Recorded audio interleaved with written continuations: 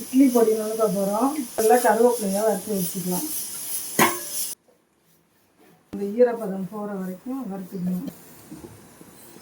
கொஞ்சம் ஒரு டீஸ்பூன் கொஞ்சம் எண்ணெய் போட்டு காரத்துக்கு ஏற்ற காஞ்ச எண்ணெய்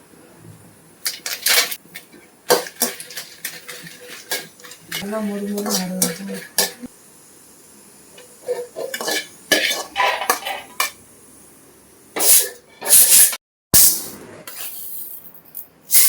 நமக்கு தேவையான உளுந்து போட்டுக்கிறோம்.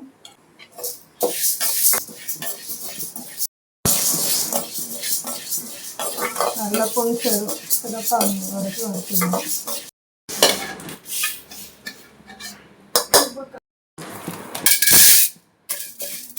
கடலைப்பருப்பு கம்மியாக போட்டால் போதும், நிறையா வேண்டாம்.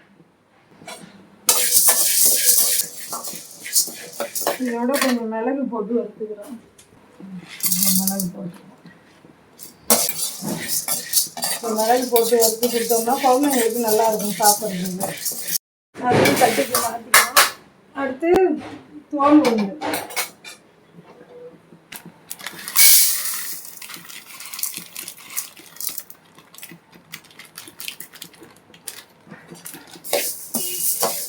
நூறு தோல் உளுந்து, 100 உருட்டு உளுந்து, 50 கடலைப்பருப்பு போட்டால் போதும்.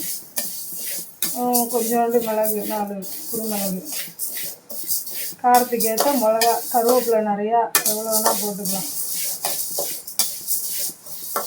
பூண்டு கல் சேர்த்துக்கிறோம். பிரிக்க வேணாம், அப்படி தோலோடையே போட்டு வறுத்துக்கலாம்.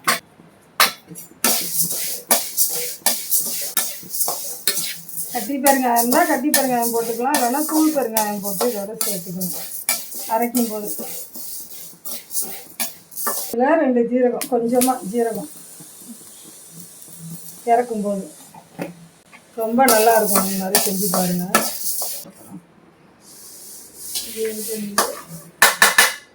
அடுத்து எள்ளு ஒரு 25 கிராம் எள்ளு போதும். எள்ளு வந்து கல் இருக்கான்னு பார்த்துக்கிட்டு லைட்டாக கழுவி காய வச்சுக்கலாம். எல்லாம் நீட்டாக இருந்ததுன்னா அப்படியே போட்டு வறுத்துக்கலாம்.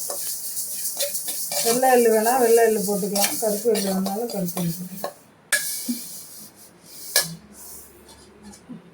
அடுத்து மல்லி, கொஞ்சமாக மல்லி,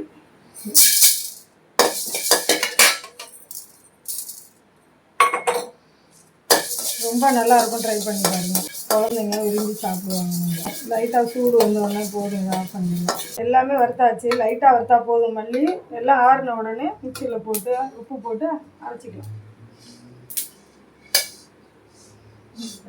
உளுந்து 100 கடலைப்பருப்பு 50, பூண்டு கல் போட்டு வறுத்துருக்கோம். கொஞ்சோண்டு 2 ஜீரகம் வாசத்துக்கு, மிளகு போட்டிருக்கோம். இது மல்லி கொஞ்சம் வறுத்து வச்சுருக்கோம், மிளகா, கருவேப்பிலை வறுத்து வச்சுருக்கோம். இதெல்லாம் ஆறின உடனே நம்ம மிக்சியில் போட்டு பெருங்காயத்தூள் இல்லை கட்டி பெருங்காயம் போட்டு உப்பு போட்டு அரைச்சிக்கோங்க. இந்த வறுத்து வச்ச எல்லாத்தையும் நம்ம நுணுக்க போகிறோம். நல்லா அந்த கருவேப்பிலை முருன்னு இருக்கணும், ஒன்றா போட்டு நுணுக்க போகிறோம். நல்லா மல்லியை வச்சுக்கணும். மிளகா, காரத்துக்கு ஏற்ற மிளகா போட்டுக்கலாம்.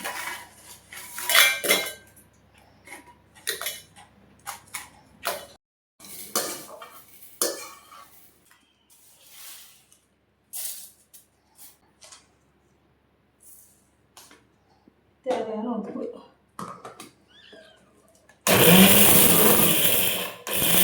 தேவையான அளவு பெருங்காயத்தூள் போட்டுக்கிறோம். நீங்கள் கட்டி பெருங்காயம் உப்பு டேஸ்ட்டு எல்லாமே கரெக்டாக இருக்கும். இது எதுனா பிள்ளைங்களுக்கு நல்லா கருவேப்பிலை நம்ம தனியாக சாப்பிட மாட்டோம். பிள்ளைங்க தூக்கி எறிஞ்சிடுவாங்க. இதில் நுணுக்கி கொடுக்கும்போது நல்லா சாப்பிடுவாங்க. மிளகு ஜீரகம் எல்லாம் போட்டிருக்கோம், ஜீரணத்துக்கும் நல்லாயிருக்கும். இது சாப்பிடவும் ரொம்ப டேஸ்ட்டாக இருக்குது. என் பேரனுக்கு இது ரொம்ப பிடிச்சது. எப்போ வந்தாலும் எனக்கு க்ரீன் கலர் இட்லி பொடி நுணுக்கி கொடுங்க அப்படின்னு சொல்லுவோம்.